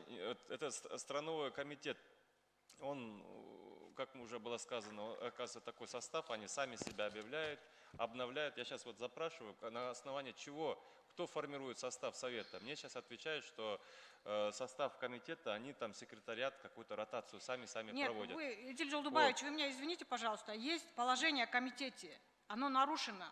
В положении о комитете состав СКК утверждаете вы. Нет. Координационный совет общественного здравоохранения утверждает. Это однозначно, вы просто не в курсе. Нет, Например, если уйти в историю, в 2017 году состав СКК был утвержден, тогда заявка была утверждена тогда действующим заместителем председателя Кабмина Султанбековой. Она утверждала эту заявку. То есть только после ее одобрения заявка должна была уходить в глобальный фонд. Это нарушение положения, во-первых. Во-вторых, вот здесь вот представители РЦСПИДа сейчас говорят о каких-то виртуальных цифрах. 16 900 гомосексуалистов в стране – это виртуальная цифра, это мертвые души. Вы их не знаете, кто они, вы их придумали, чтобы списать такие огромные деньги. Это однозначно. Это оценочные цифры. Их на самом деле нет. Вы должны это признать. Не надо здесь уводить моих коллег в заблуждение. Это все вы не можете учесть, у вас нету ИНН этих товарищей, и точно так же, как у вас нету и этих секс-работников, которым вы тоже выделяете огромные деньги. Это просто мертвые души. Это нереальные люди. Вы не проводите никакой мониторинг, не отслеживаете их и учет их не ведете. Это однозначно. Во-вторых, Эдиль Жолдубаевич, мы уже сказали о составе комитета. То есть там преобладают вот эти НПО и международные организации. И самое главное, здесь есть конфликт интересов. Вот члены, которые сидят в комитете, они являются грантополучателями. Они 100% являются грантополучателями. Вот представитель партнерской сети Айбар Султангазиев уже в течение больше 10 лет он является членом комитета и грантополучателем. И вот в его пакете укрепления систем сообществ, в этой заявке есть такое слово – разработка стратегии развития вот этих движений, ЛГБТ-движений. Это вообще не такой нонсенс. То есть мы за деньги государства, эти деньги выделяются кыргызскому народу, Кыргызской республике. Мы укрепляем сообщество ЛГБТ. Это вы считаете нормальным, да? Вы знаете, вот во время заседания я зашел вот на сайт глобального фонда, здесь в основном материалы на английском языке, я вот на английском все это ознакомливаюсь, действительно там некоторые вещи прописаны про конфликт интересов. Вот здесь мне на русском языке принесли, что якобы вот требования глобального фонда, что 40% должны составлять представители неправительственных организаций и лиц сами вот уязвимых слоев населения. Я, честно говоря, вот ищу уже второй час, не могу пока найти эту Эдиль цифру 40%. Жолдубаевич, там нету никаких процентных соотношений. Там говорится, что они должны быть в составе комитета, но сколько процентов они должны составлять, этого нету. Это четко написано, что просто они должны быть представителями. Да.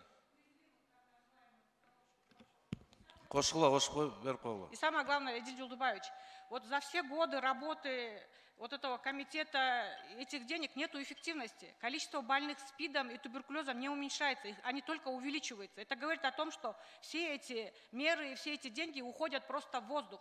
То есть они неэффективны, абсолютно неэффективны. Так как ПРООН является тем объектом, который никто не имеет права требовать отчет, и их всю работу невозможно проследить.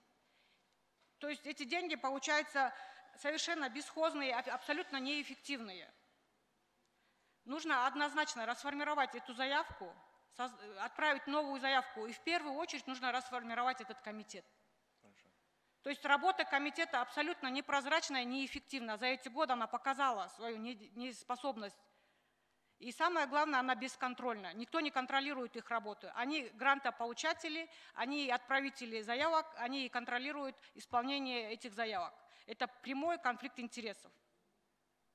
Нужно в срочном порядке, когда вы расформируете комитет. Вот мне скажите, сегодня я расформирую комитет. Это необходимо сделать в интересах Кыргызстана, потому что вот все описанные здесь мероприятия, они противоречат нашему менталитету. Здесь на лекарственное обеспечение уходит очень маленькое количество денег. Все это вот эти профилактические меры. Например, я говорила в своем докладе, и сейчас повторюсь, в Узбекистан и Таджикистан получают такие же гранты, и они реализуют. Но там реализуются через Минздрав. И там нету понятия гомосексуализма, потому что это криминализированные статьи. То есть, если там факт подтверждается гомосексуализма, то это карается наказанием от 1 до 3 лет лишения свободы. То есть в их заявке этих слов нету, но тем не менее они эти деньги получают и реализуют. И гораздо успешнее, чем наша страна. Вы знаете, я бы сейчас, тоже мне ничего не стоит сказать, да, вот присоединиться к хору вот этих слов и сказать, это не соответствует нашим национальным традициям. Да вы что, здесь отменить, закрыть.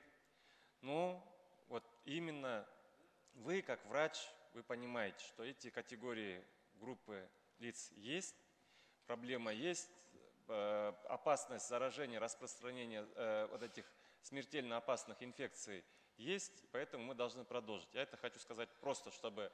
Вот. А насчет вот ваших вот этих слов, насчет странового комитета. Я вот сижу сейчас в режиме WhatsApp, спрашиваю, а когда этот страновой комитет был и кем сформирован? Они тоже сказали, 5-6 лет назад был сформирован. Я говорю, а потом сейчас что? Они говорят, сами себя, секретариат комитета сам себе назначает членов. То есть я думал, еще это приказ министерства есть. Вот вы требуете, какой приказ отменить? Я вот сейчас сижу, думаю. Нет, Эдиль Жолдубаевич, все дело в том, что все это вы должны контролировать. Есть положение о КСОЗе, Я не могу все контролировать. Ну, вы обязаны. Вы являетесь заместителем кабинета министров по социальным вопросам. Это вот ваше ведомство, вы должны контролировать СКК. То есть есть положение. Но я же не могу сказать, что вы не успеваете, поэтому вы это упустили, и это нормально. Уважаемый депутат, уважаемый председатель, біз сіздердің резолюцияларды күтеміз. Естественно, жоғарғы кеңес определяет политику и основные направления. Если мы вместе с вами разделим риск потери вот этого гранта, то мы, конечно, на это пойдем. Эдиль Жолдубаевич, самое главное, вы все время говорите, что есть наркоманы, есть гомосексуалисты, есть лесбиянки, это никто не отрицает. Но их количество тоже никто четко не знает. Но вы должны знать, что ВИЧ распространяется сейчас в последнее время среди общего населения, среди гетеросексуалов. То есть они не являются, вот эти сообщества, какими-то уязвимыми, особенными. Самое главное, и ВИЧ, и СПИД распространяется не среди них, а среди общего населения. Вот в этой заявке нету ни слова про первичную медицину, которая сталкивается первично с инфекцией. Нету ни одного слова. Нету слова про санэпидслужбу, которая тоже умеет и знает, как локализовывать очаги инфекции, как работать вообще с инфекцией. О них слова нету. Это нужно вот поставить во главе угла, что инфекция распространяется не среди уязвимых слоев населения, так называемых. Чем они уязвимы, я не знаю, потому что гомосексуалист, он не больной. У них имеются те же самые наборы хромосом, как и у здорового человека. Это просто их, как мы их раньше называли, люди с неправильной ориентацией. Жылдыз Никак они не уязвимы. Мы должны думать об общем населении, среди которых идет общее распространение, самое большое распространение идет. Почему в этой заявке нет слова про это общее население, про первичную медицину, про участковых врачей, про санэпидслужбу?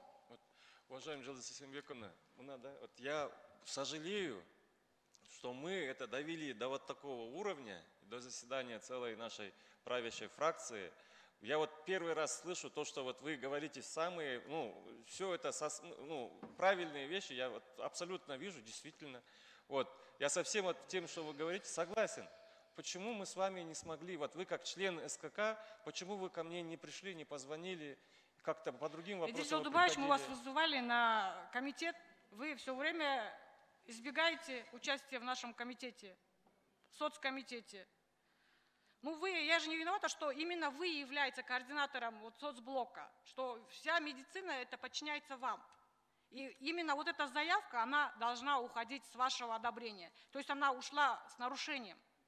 И самое главное, вот вы все время говорите, процентное соотношение, требования глобального фонда нету процентных соотношений. Они просто говорят, что должны быть учтены эти слои населения. Жылдыз Эсенбековна, қысқарақ. Уже повторяться начали. Все? Жооп бересіз бе, Эдил Жолдубаевич?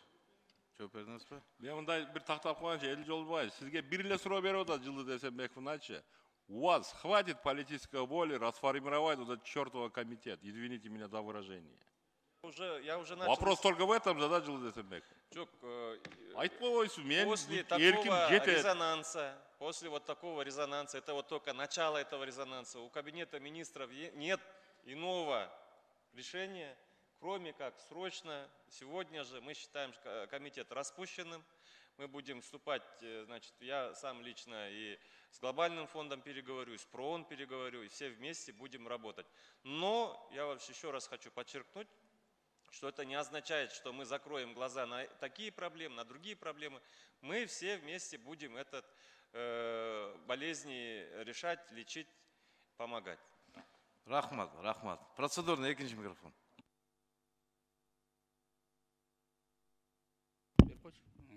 Рахмат. Азыр Эдил Жолдубаевич, сизге Бакыт Үсенович дагы бир эскертүү берди, айтты, абайлап сүйлөңүз деп. Азыр кайра Жылдыз Эсенбековна айтып атат, сиз эмнеге мага келбедиңиз деп. Эмнеге сизге барыш керек? Эмне себептен барыш керек сизге? Эмне себептен сиз өзүңүз кармаган тармакты ушундай маселе бар экенин билбейсиз? Эмне себеп? Азыр сиз айтып атасыз, сиз эмнеге мага ушул маселе бар экенин барып айтпадыңыз деп.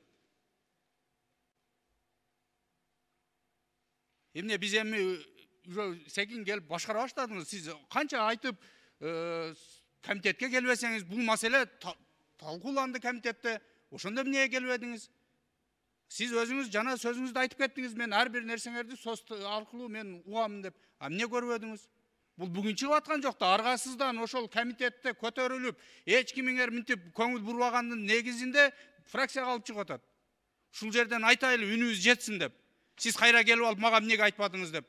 Эмне депутаттар сизге ар бир күнү кабар берип турсун мында. Айбек Тураталич, түшүнүктүү болду окшойт. Келгиле тизмемен кете берели. Кезектеги сөз суроо беришин Талиева Камила Абдыразаковна сизде. Рахмат. Маселе албетте проблема бар. Бул жерде министрдин орун басары айткандай, бул ВИЧ-инфицированныйлар, туберкулезу мына Минздравдын отчету боюнча бул жылдан жылга туберкулез жоюлуп атат дегениңер менен бар да туберкулез. Туура ошол шырмада ооруларды, анан ошонун ичинде берки бул маселе менен мен да бир кезде алектендим эле, таптакыр карамандай каршы чыгып. Бул глобалдык фонддун требованиясы деп коркуп окуй деп Минздрав ошол 29 миллиондон ажырап калабыз деп коркуп келет да. Биз ошолордун шартына эмне десе макул болушубуз керек деп. Бүгүн министрдин өзүнүн дагы келип олтурганы жакшы болот эле, келбептир. Саламаттык сактоо министри. Жок, билем ал жакта экенин. Өзү келсе да жакшы болмок, а кишинин дагы пикирин уксак дегем да. Анан эми муногу бизде наркомания тиги бар. Ал бар. Мен ушул жерде бул 29 миллиондон миллиардтан дагы баасы жок. Бизде баалуулуктарыбыз бар да, бул улуттук генофонд дегенибиз бар да. Биз ошол маселе мына акчадан мурда биз улуттук генофондду ойлошубуз керек бул. Анан могу жерде чынында Эдил Жолдубаевич бул координациялык кеңешти сиз каалайсызбы, каалабайсызбы? Мен да бир кезде каалабасам да жетектегенмин, көзөмөлдөшүңүз керек да. Бул өтө щепетильный, өтө этият, аярлуу проблемалар бар мунун ичинде. Анан эми мына биздин кылмыш жаза кодекси менен тыюу салынган уюмдардын стратегиясын аныктап отурсак, анан кийин бул эмне, бул биздин мыйзамдарыбыз жол бербейт. Бул жанагы атын атагандан баарыбыз этияттанып аткан жол бербейт ага. Бирок ошонун силер стратегиясын иштеп чыгып, ошого акча которуп, анан эми берди албетте белгилүү. Бул жерде акчаны адалдоо, акчаны отмывание денег деген могу жерде бүтүндөй бар. Мына проектте отургандар кимдер отурат баарын билебиз да. Ошондой бир мафия, бир тиги неме жөн кишилер барбайт ал жерге. Ал сөзсүз түрдө тиешеси бар, ошол акчанын дамын татып калгандар барат да. Мына вот тиги составты карасаңар дайымачы, кимдер жүргөн болот эчен жылдан бери эле. Бу жерде биринчи кезекте мамлекеттин ойлобойт көпчүлүгү. Мамлекеттеги проблеманы ойлобойт. Ал жерде чоң маяна бар, чоң акчалар бөлүнүп турат. Ошонун баардык требованиясына тиги макулдугун берип, уун чыкпай отурушуп, мына эми 4,5 миллион деген айлык администрированияга 4,5 миллион.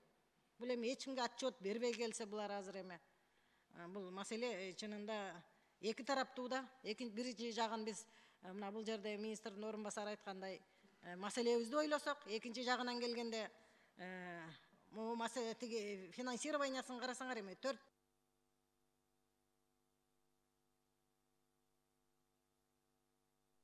Кошуп койгула 10 секунд. Мына 4,3 миллион бул ошо бизге мамлекетте тыюу салынган уюмдарга бөлүнөт. Бул бүт баары баягы таптакыр туура келбеген маселелер да, мындай алганыбызда. Ошонун үстүндө дагы мына азыр Жылдыз Эсенбековна туура айтып атат бир чети муну маселеничи. Маселени эми ушунча жылдан бери мына 2011 жылга чейин мамлекет өзү көзөмөлдөп, Минздрав өзү көзөмөлдөп келсеңер, анан 2011ден кийин бул жерде сөзсүз кызыкчылыктар болгон. Биз мамлекеттин көзөмөлүндө болуш керек. Мамлекеттин саясаты, идеологиясын мамлекет көз салыш керек. Бир башка бир проекттер келип диктовать эткен тиги мындай жагдайдан кетишибиз керек го. Мен Кошуп койгула, оюн бүтүрүп алсын. Мен неме кылбай эле тургулачы, мына ансыз деле бүтүп атабыз го. Ошон үчүн Эдил Жолдубаевич, бул соц тармагы өтө оор. Сиз мен көрбөй калыппын дебеңиз, бул менин кемчилигим, мен көрбөдүм деп моюнга алып эле койгула муну чынында. Муну заявканы көрүп чын бул жердеги 5-6 позицияларды карасаң эми бул таптакыр биздин мамлекеттин идеологиясына туура келбеген маселелер. Анан могу статистиканы айтып атасыңар, чынында ал нереальный тиги адамдар могу айтып аткан статистикаңар. Силердин бул кандай кылып изилдөө жүргүзүп, эми изилдөө деп атасыңар, албетте. Бул жерде эми жана башкаруу программасын мамлекет өз көзөмөлүнө алып, отчеттор ошол государственный подход менен жазалган статистикага гана ишенебиз да биз. Андан башка статистика эсептелинбейт, бул мындай так нака депчи. Ошон үчүн нукура мындай бир өзүбүздүн мамлекеттик башкаруу программасы менен мамлекет өзүнүн колуна алыш керек деген мен сунушту айткым келет. Ушуга барышыбыз керек. Рахмат. Рахмат. Кезектеги сөз Атажан Рысбеков Исламовичте. Чоң рахмат, Бакыт Үсенович. Азыр Жылдыз Эсенбековна абдан туура маселени айтты, суроолор да берди. Эдил Жолдубаев дагы жообун кайтарды да. Mo комиссиянын, комитеттердин мүчөлөрүн кайра түзөбүз деп айттыңыз да. Ушул комиссияга, комитеттин мүчөлөрүнө НПОлордон аласыздарбы, албайсыздарбы? Ошол боюнча бир маалымат берип койсоңуз. Урматтуу Рысбек Исламович, мен өткөндө эле 5 мүнөт мурун айттым эле, мен таба албай койдум бул сайтта деп. Азыр мага жөнөтүштү бул адистер. Баланча эмес, действительно англисче жазылып туруптур. Ошондой страновой комитетте 40%дан минимум 40% ошол бейөкмөт уюмдардан болуш керек деген талап бар экен. Мына мен сизге дагы жана ссылканы да сиздин помощникке берем. Ошондуктан албетте бейөкмөт уюмдар болуш керек. Андайлар бар. Бизде докторлар бар, жанагындай адистер бар. Ошолорду биз киргизишибиз керек. Бирок мен макулмун, жанагындай конфликт интерес болсо, өзү отуруп алып, өзү бөлүштүрүп, өзү ошактан каржыланганга тыюу салыныш керек 100%. Өзү өзүнө тартып, өзү өзүнө бөлүштүргөндү биз токтотобуз. Анан албетте бул курамындагы биз жаңылап, ошол эле эл аралык талабына жооп бере турган бейөкмөт уюмдарды тартабыз. Жана башында урматтуу биздин генерал Элмир Ракиевич абдан туура маселени айтты. Сиздин эч кандай бул жерде тиешеңиз жок экен деп, сиз да мен тиешем жок деп айттыңыз да. Ушул комитеттин курамын баягы сиз өзүңүз карап, өзүңүз көзөмөлдөп, өзүңүз бөлүп деп, ошо биз башында эле Элмир Ракиевич айтып койгондо биз мындай туура кабыл алат элек да. Бизге берген маалымат боюнча бүт башында сиз турасыз деген маалыматтар менен биз кичине мындай түшүнбөстүк болуп калды да. Анан азыркы учурда ВИЧ-СПИД, кургак учук жана безгек оорусу менен канча биздин жаран катталган? 12 000 деп айтылып атат. 1 апрель 23 жылга 12.500 киши катталды. Эпидемия башталгандан бери 3146 киши каза болду. Анан мо туберкулезный больницаларды сиздер жаап салдыңыздар да, туберкулез жылдан жылга көбөйүп жатпайбы? Ким жооп берет? Жок, мен жооп берейин. Мен Кадыров, ушу улуттук фтизиатрия борборунун директору. Бизде жылдан жылга туберкулез азайып атат. Сравнение боюнча эле айтып коеюн, эң жогорку көрсөткүч 2001 жыл болгон. Ошондо бизде 100 000 калктын санына 168 случай болгон. Мо 22 жылдын көрсөткүчү боюнча 60 эле болуп атат. Бизде туберкулез азайып атат. Ошондо абсолютный числода бизде 22 жылы болгону 4018 эле киши жаңы табылган туберкулез эле катталды. Азыркы учурда оорулар азайып атабы? Туберкулезный оорулар азайып атат. Азайганы жакшы экен, азайып эле жок болуп кетсин. Анан урматтуу Эдил Жолдубаевич, ушул глобалдык фонддон бөлүнгөн акча келет го.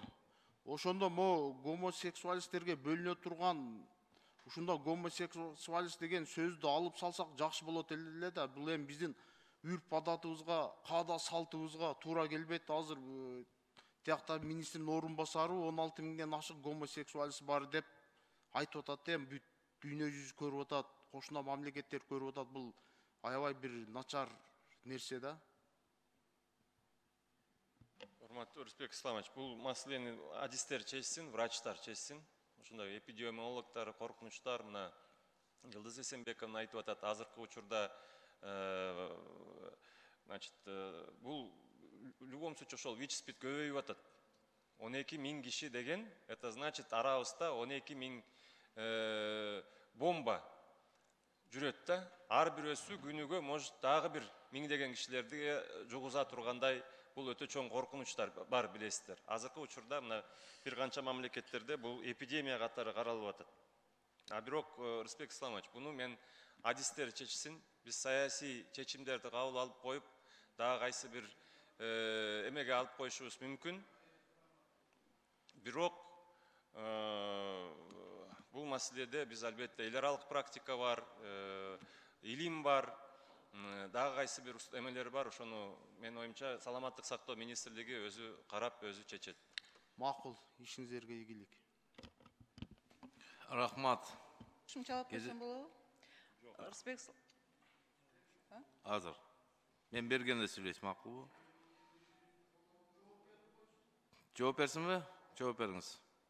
Минздрав чечет деп калып, ушунча айтканда, биз пока ошо глобальный фонддон акча алып турганда аларды такыр чийип кое албайбыз. Жана окубадыкпы алардын талаптарын. Бир гана жолу биз акырындап өзү санап чыктык да, ошо глобальный фонд менен иштебей эле койсок кандай болот экен депчи. Алардын акчасын албасак, бизге кандай акча керек экен деп башка булактарды тапсак, мынакей туберкулезный службага 3 жылда ошол жана глобальный фонддун акчасын албайбыз десек, 900 миллион сом, спецслужбасына 400 миллион сом тапсак, глобальный фонд менен такыр эле иштебей койсок болот да, аларды кошпош үчүн. Башка жолун көрбөй турам, анткени алардын талабында турса, аларды чийип салсак, бизге акчаны да алып бериш мүмкүн да, ошондой вопрос бар. Siz bizди korkutup başladınız go, albay koyabız akşanı dep. Kандай тигилерди кошпой коесуңар? Siz эмне коркутасыз буларды? Biz albay koyabız dep. 29 milyon dollardı ушуга чейин жеп келип турган эми биз мамлекетке алабыз деп албай коебуз деп коркутасыз. Жок, Элмир Сатынкаевич кошпой койсок болобу деп сурап айтып атат. Мен глобальный фонд менен пакеттеп турганча алардын Болбойт, талабын кошуш керек бардыгын. Бирок андай эмес, 16 миң. Силер ВИЧ инфицированный 12 миң деп туруп, мынайын эркектердин ортосунда жыныска баргандар 16 миң деп атасыңар.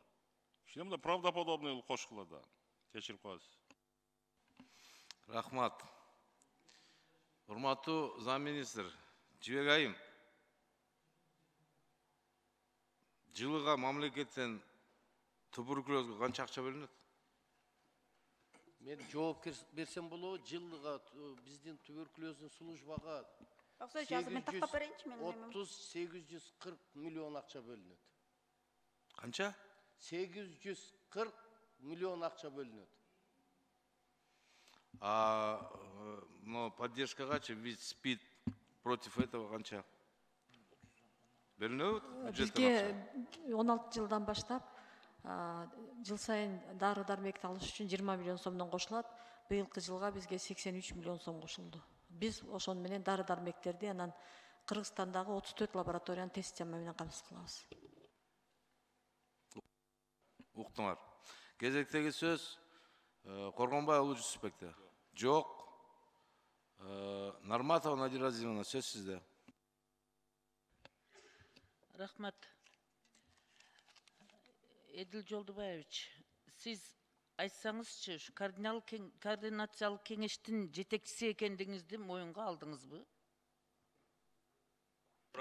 Декабрда курамы жагыланып, ошондой токтом чыгарылган. Ооба, мен координациялык кеңештин жетекчиси болом, бирок координациялык кеңеш жанагыл страновой комитетке эч кандай тиешеси жок. Ал биздин координациялык кеңеште каралгандай эмес, мен эч кандай бир дагы тиешем жок. Азыркы глобалдык фонд менен иштөөчү бул сиз айткандай страновой комитетте болуп атабы? Аны сиз бүгүн уктуңузбу? Страновой комитет бар. Мен бир сөздү айтып коеюнчу, урматтуу депутаттар. Ким көзөмөлдөйт анда? Камила Абдразаковна, сиз мына вице-премьер болуп жүргөндө мурунку Мен тактоо эле киргизип атам, мен уктум жооптон. Камила Абдразаковна айтып кетти го, жанагы сиз көзөмөлдөшүңүз керек дагы. Камила Абдразаковна вице-премьер болуп турганда ушундай болчу да, азыркы учурда бизде министрдин ролу, жоопкерчилиги, жетекчиликтин чечими менен бүт саясаттын бардыгын министр чечет. Кадр болобу, долбоор болобу, кандай? Мурун мисалы Камила Абдразаковна. Жок, бизди окутпаңчы сиз. Министрди ким көзөмөлдөйт? Аппарат чечиши. Саламаттык сактоо министрлигин ким көзөмөлдөйт? Саламаттык сактоо министрлигин министр өзү көзөмөлдөйт. Анан жетекчиликтин кандайдыр бир тапшырма, стратегиялык программаларды биз ошол мен берген суроома түшүнүп атасызбы? Же биз нападениеге өтсөм эле ушул акыбалдан чыгып кетем деп ойлойсузбу? Мындай болбойт да. Мен конкретный суроо берип атам. Болуптур, страной комитет менен түздөн-түз саламаттык сактоо тармагы иштей турган болсо, саламаттык сактоо тармагынын кызматыны ким көзөмөлдөйт деп атам өкмөттөн? Көзөмөлдөөчү жалпы биздин өкмөт жетекчилиги. Бирок мен сиздерге айтып коеюн, мурунку регламенттердин өкмөттөрүнүн регламентинен биздики асман менен жердей. Регламент жетекчиликтин иштегендиги кандай Сиз жооп бербесеңиз эмнеге келдиңиз анан? Сиздер чакырып атпайсыңар, кайра эле. Жок, жооптуу адамды жөнөтпөйсүңөр анан кийин. Сиз баятан бери отурганда, эртеден берки жооп берген сөздө депутаттарга нападениеге өткөндөн башка бир нормальный жооп бербедиңиз, жаман көрбөңүз айткандычы. Сиз болбосо өкмөттүн атынан эмнеге келип отурдуңуз ушул жерде? Эмнеге отуруп атасыз? Ким сүйлөсө ошого дап берип атасыз? Дагы бир жолу айтып коеюн, мен бул чындык, бул факт. Мен буга жооп бербейм. Жооп бербесеңиз эмнеге келдиңиз бул жерге? Анда месем кызматыңызды тапшырыңдагы башкаларга иштей турганга бериң да эмне кереги бар? Келип алып туруп неме парламент менен тиреше бербестенчи. А эмнеге келдиңиз? Жооп берчү адам келиш керек, колунан келген адам иштеш керек. Надира Азимовна, бул киши жоопту. Жок, ошону мен билип туруп сүйлөгөнгө аргасыз болуп төрагасы атам бул киши. Өзү билбесе эми. Мен ошого таң калып, ачуу сүйлөгөнгө мажбур болуп атам. Эми уят да. Мен аксакал катары айтышка мажбур болуп атам. Сиз өзүңүздүн милдетиңизди признавать эткиңиз келбейт атат отуруп алып турупчу. Милдетиңизди жасаңыз келбейт атат. Анда урматтуу фракциянын жетекчилери, бир эмес эки фракция биригип өткөрүп атабыз азыр. Анда эмесем тийиштүү фракциянын чечими менен өзүнүн милдетин признавать эткиси келбеген өкмөт дейт. Өкмөт болбой ким болот бул киши? Анда фракциянын чечимин берип туруп президентке сунуш бергиле. Анда ишини биле турган адам келип иштесин, кыргыз элин да кыйнабасын, мамлекетти да кыйнабасын.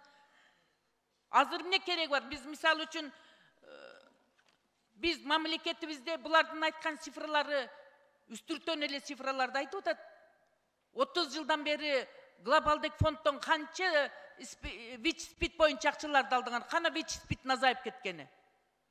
Кана гомосексуалисттер азайганы, азаймак түгүл көчөдө өткөн жанагы пикетке чыккандарды ушул биздин азыркы учурдагы вице-премьер-министрибиз өзү коргоп жүргөн эки жагында туруп алып турупчу. Убагында мен жаман көрүнгөнмүн, ошону айтып чыгыптыр. Анан келип алып эмнени биз талкуулап атабыз, урматтуу депутаттар? Бизде ушул глобалдык фонд менен иштей турган, координациялык кеңештик жетектей турган вице-премьер-министр бизге кайша сүйлөп, өзүнүн ишине жооп бербей атса, мамлекеттин ишинде провал болуп атса, адамдар гомосексуалист болуп көбөйүп атат. Кошуп койгула оюн бүтүрүп алсын. Анан биз эмнени талкуулап атабыз отуруп алып туруп? Жөн эле ойноп отуруппуз, убакытты кетирип, ден соолугубуздан ажырап, жөндөн жөн. Конкреттүү түрдө чечимди чыгарайлык. Депутаттар оюнчукпу, парламент оюнчукпу, жыргап отурат, мыскылдап баятан беричи. Мен билбеймин, ортомчу болуп бирөөдүн жазып берген окуп аткансып отчет берип атат бизге, информация берип атат. Шундай болгон экен, шундай болот экен, шундай болуп тур депчи. Ал маалыматтардын баары биздин колубузда, кагазда турат да. Жылдыз Эсенбековнанын берген, чогулткан, тапшырган маалыматтарында бардыгы турат бизде. Саламаттык сактоо министрлигинен келген маалыматтын баары турат. Бул эмне деген маскарачылык чындыгындачы, урматтуу депутаттар. Биз элге жардам берейлик, ушу саламаттык сактоо тармагына, глобалдык фонд менен иштегендерине жардам берейлик, мамлекеттин колуна өтсүн, ушул көзөмөл болсун, мамлекеттик көзөмөл көрүнгөн НПОлор келип алып туруп, ал жерде источник кылып, сырттан келген акчаны адалдап отурушпасын деген сунуш менен биз айтып атабыз ушул 29 миллион доллар деген ар 3 жылда келип атса. Бизде ВИЧ-СПИД азайбаса, туберкулез азайбаса, жанагындай гомосексуалисттер азайбаса, тескерисинче эркек аял болом, аял эркек болом деп жүрсө жаштарыбыз. А биз отурабыз элдин өкүлү деп. Өкмөттүн орун басары келип алып мыскылдап отурат. Силер сүйлөй бересиңер да биз өзүбүз билебиз деп. Эмне үчүн мына ушуга кол койбой кеткенини өкмөттүн премьер-министринин орун басары, вице-премьер-министр билбейт. Ушундай заявка кетип атса, кол койбостон жөнөтүп атса, ошончо комиссияны эмнеге түздүңөр? Кудайды карагыла да кичине, мыйзамды да корккула да кичинечи. Ээлеп турган кызматтан, элдин убалынан да корккула да. Кандай коркпойсуңар? Колуңардан келбейби, тапшырып бергиле, иштечүүгө берсин президент иштей турган кадрларды коюп. Бардык нерсе провал. Айтсаң эле жаман көрүнөсүң. Социалдык тармактын бардыгы провал. Боюш керек бир жакшы иштей турган аял кишилерди ушул жан күйгүзүп, ВИЧ-СПИД менен энелер тууп атат. Туура эмес айтып атамбы? Энеден туулуп атат ВИЧ балдарыбызчы. Кандай факты болгон эмес да. Ошон үчүн бул күйүп мамлекеттик деңгээлде чечим чыга турган маселе. А биз болсо отурабыз бири-бирибизди кытыгылап коюп, кайым айтышып. Ошон үчүн урматтуу депутаттар, жанагы менин сунушумду колго салыңыз дагы бул тармакты боюнча конкреттүү чечим чыга турган кылып президентке сунушубузду берейлик. Ата журт Кыргызстан жана Мекенчил фракциясынын атынан. Эми жаман көрсөк жаман көрөйлү, биз аш сурап аткан жокпуз. Мамлекеттин кызыкчылыгы үчүн, элибиздин ден соолугу үчүн. Ошон 29 миллион доллар акча Кыргыз мамлекетинин ичинде келип аткандан кийин сарамжалдуу пайдаланбаса, жыйынтыгы чыкпаса, кимдир бирөөдүн бир 20-30 адамдын чөнтөгүндө адалдап алып туруп, жеп ичип байып 30 жылдан бери келатса, ана эмне үчүн биз унчукпашыбыз керек? Же туура эмес айтамбы мына ВИЧ-СПИДтин жетекчиси? Айтыңызчы. Азайткан жоксуңар да жылда миңдегенди көбөйтүп атасыңар. Мына азыр эле айттыңыз, bir жылда 1094 көбөйдү деп турупчу. Бул оюнчук эмес да. 1094 жылына ВИЧ көбөйүп аткан болсо, жараксыз тирүү өлүктөр пайда болуп атат. Алардын жашоодо болгон кызыкчылыгы жок болот. Алар канчаны дагы улап атат. Мына бул Бүбүжан айым болсо, шакылдап, сиз bir көп сүйлөйт экенсиз, айткан сөзүңүздүн мазмуну жок. Кылган ишиңердин жыйынтыгы жок. Конкреттен сунуштарды айтыш керек да. Рахмат. Рахмат, Надира Азизовна. Сиздин бүт сунуштарыңызды эске алабыз. Ошондой эле чечим чыгарабыз. Сиз айткандай эле. Бул боюнча каттыраак киришпесек болбойт. Кезектеги сөз атабыз Шайлообек Карыбековичте. Чоң рахмат, урмат Бактысенович. Эдил Жолдубаевич, ушул 29 миллион доллар качан чыгып кеткен мамлекеттин көзөмөлүнөн? Кайсы жылдан баштап?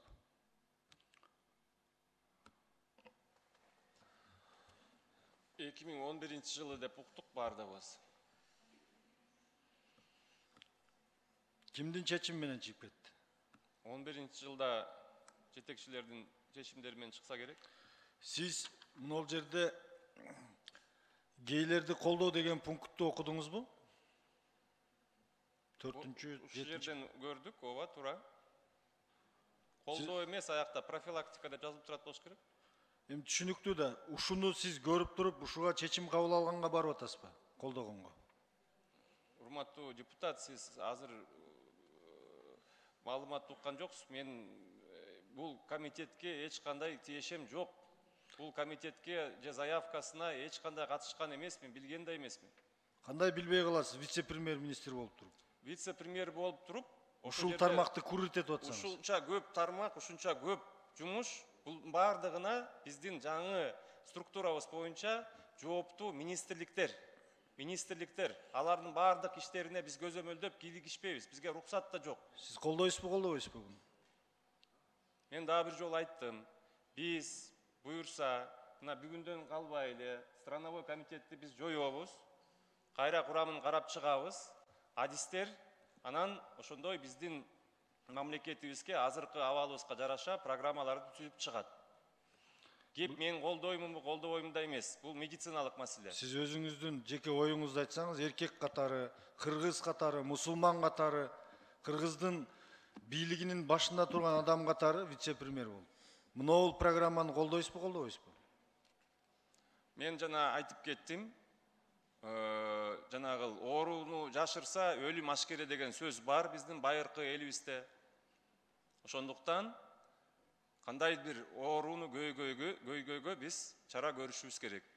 Сиз саясий тилде жооп берип койдуңуз. Кыргыз эли баары көрүп турат. Мындай жиркеничтүү нерсени жогорку кеңеште талкуулаган, ушака чейин алып чыккан, ушулга жооптуулардын баарын жоопко тартыш керек. Мына бул талкууну урматтуу Бакыт Үсөнович, Элмизар Акиевич, Манас ата, Исхак Разаков, Касым Тыныстанов, ушул мамлекетти кургандар көрүп турган болсо кабырда. Кечирбей турган болуп атат. 29 миллион доллар эмес, 29 миллиард доллар болсо дагы эркек менен эркекти үйлөндүрсө мына отургандар. Бир тыйынга тетебейт. Кыргыз улутун курута турган, кыргыз улутуну намысын дебелей турган программаны киргизип атасыңар. Ачка калсак дагы ушуну албай койсок болот. Ачка калсак дагы.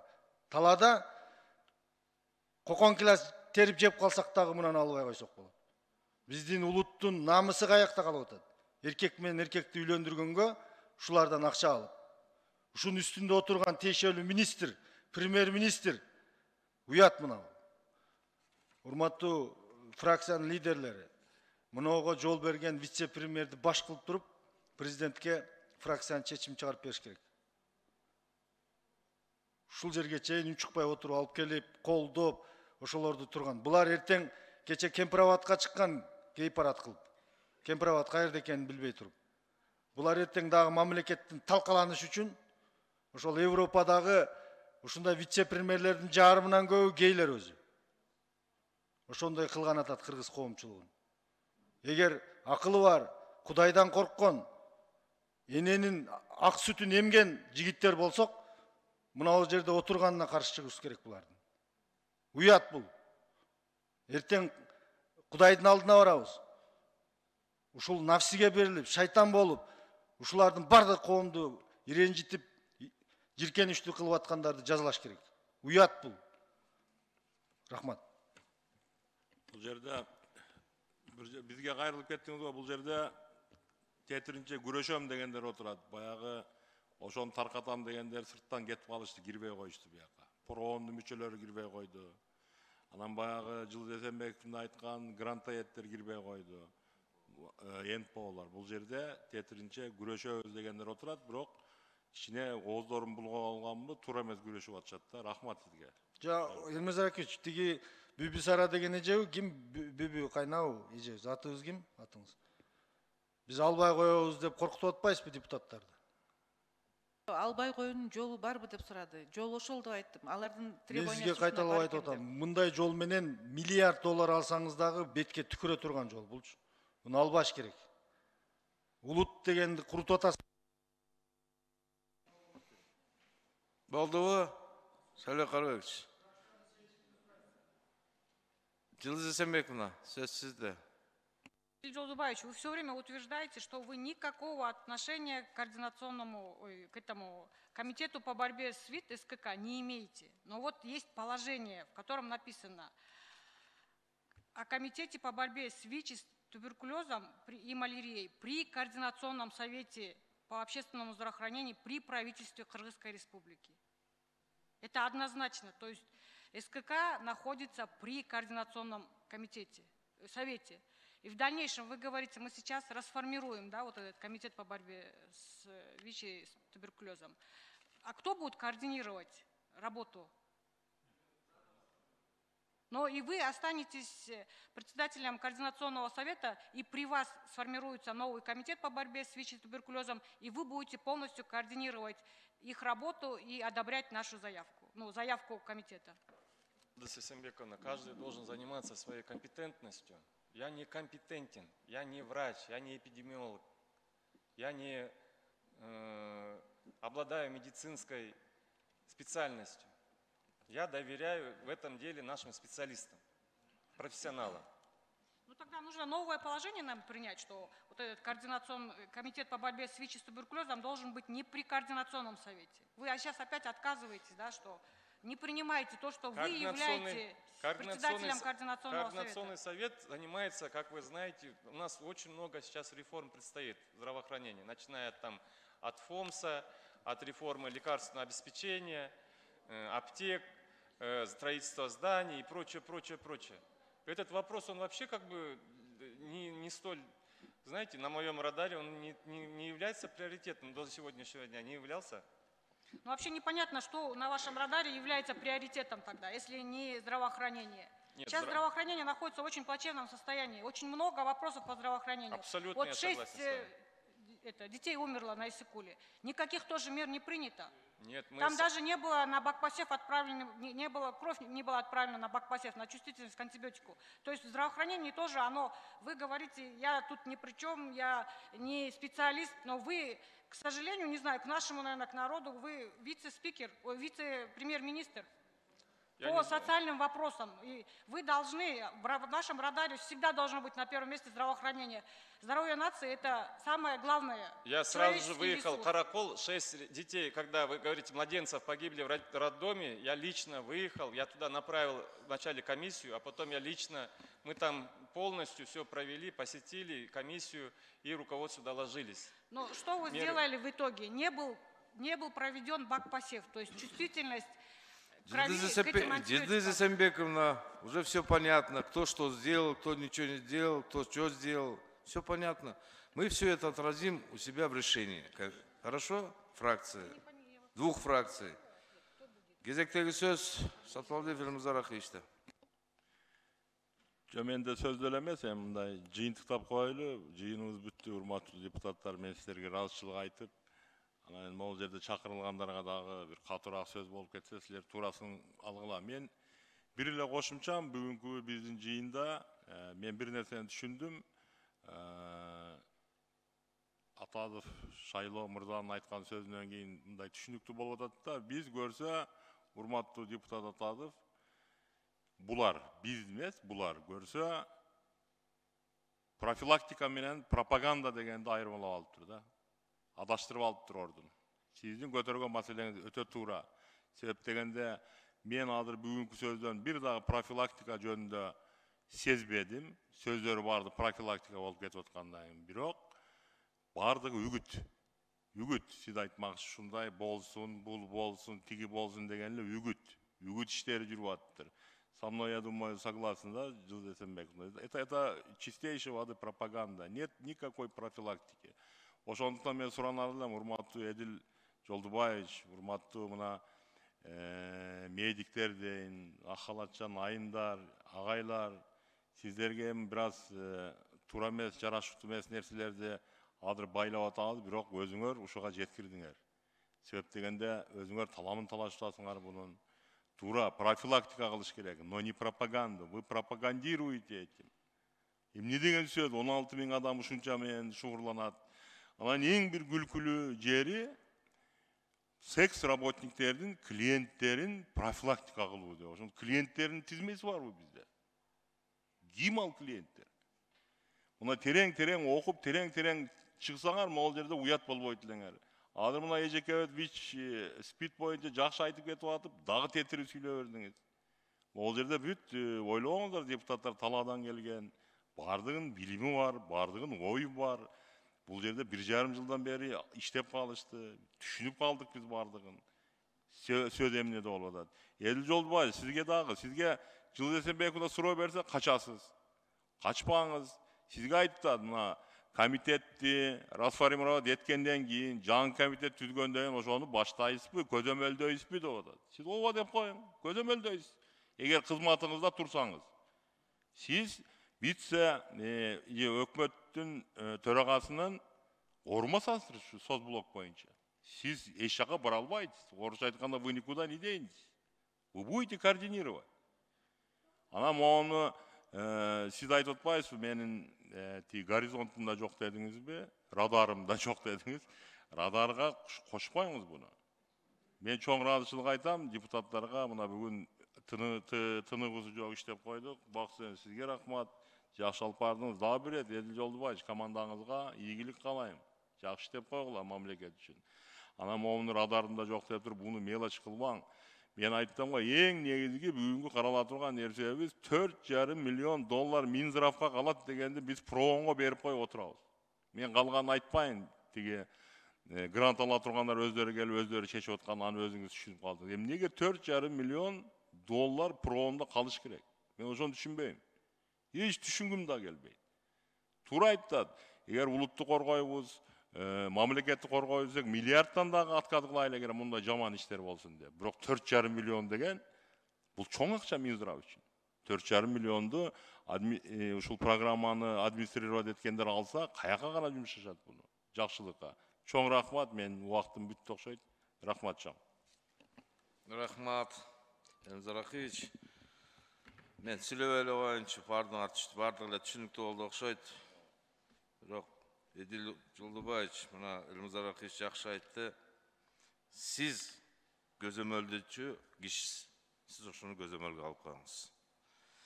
Анда урматтуу депутаттар, суроо жооптор бүттү, талкуу бүттү. Чечим долбоору сиздерге таратылып берилген. Сиздердин берген сунуш жана сын пикирлериңерди эске алабыз. Жакшынакай кылып, сунушуңуз барбы, Надира? Берип койгулачы, Надира Азимовнанын микрофонун. Жанагы мен берген сунушту чечимге кошуп коюңуздар. Эки фракциянын атынан президентке сунушту. Албетте кошобуз. Жөн эле айтылган сөз эмес да. Мен мисалы үчүн адам катары аласа бересем жок, бул кишини мен адам катары сыйлайм. Кызматтык иш боюнча мен айтып атам. Ошон үчүн сунушту чечимге киргизип коюшуңуздар колго салып суранам. Чечимге киргизебиз бардыгынчы. Макулбу? Азыр ушу силердин сын пикирлериңерди ошонго эске алуу менен мен ушу чечимди добушка коем. Ким макул добуш бериңиздер. Каршы, калыс, мына бир добуштан кабыл алынды. Анда урматтуу депутаттар, ушуну менен бардык бүгүнкү маселелерди карап бүттүк. Чоң рахмат, жакшы иштеп бердиңиздер. Анда жыйыныбыз, кошмо жыйыныбыз жабык деп эсептейм. Рахмат.